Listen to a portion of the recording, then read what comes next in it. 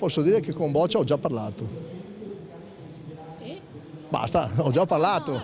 Che mi sembra una proposta che va ascoltata, va vista. Non sappiamo neanche quale sia la proposta, io non so quali siano i testi della proposta che è stata fatta, che sia stata discussa tra Lega e 5 Stelle sull'autonomia del Veneto. Non lo sappiamo, per cui sarebbe importante capire quali sono i nodi per cui questa proposta è stata fermata. Sarebbe importante vedere la proposta e capire i nodi.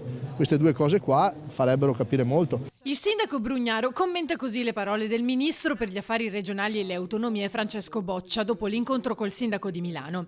Nella legge quadro ha dichiarato: voglio tirar dentro il ruolo delle città metropolitane, poi toccherà ai presidenti delle regioni. Alcune funzioni, continua, devono essere affidate alle città metropolitane. L'intervento nelle periferie è una di queste. Questa città deve essere riconosciuta come traino, se non altro almeno internazionale, di quello che è la nostra grande economia del Veneto, per cui penso che sia una proposta su cui bisogna ascoltare, approfondire, ma insomma mi sembra giusto. Verrà qui il ministro come Io penso proprio di sì. Io non ho visto la proposta di legge, penso che nella proposta ci sarà stato un ruolo della capitale, proprio non l'ho vista la proposta. Lei l'ha vista?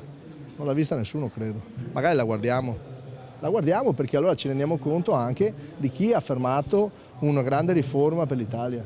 La riforma dell'Italia io l'ho sempre detto, io sono un convinto assertore dell'autonomia, proprio convinto assertore, ma è un'autonomia per tutti, non per noi soltanto. Qui vediamola tutti insieme, rafforziamola. Cioè i referendi, i veneti hanno detto che vogliono l'autonomia. L'autonomia la vogliamo anche vederla, cioè su come viene gestita. Siamo già alla fase operativa, secondo me. Così ognuno si prende le sue responsabilità di fronte agli elettori e ai cittadini. E a Beppe Grillo, che alcuni giorni fa si è espresso a favore della separazione tra Venezia e Mestre, il sindaco, che invita a non andare a votare, risponde: trasparenza, trasparenza, trasparenza.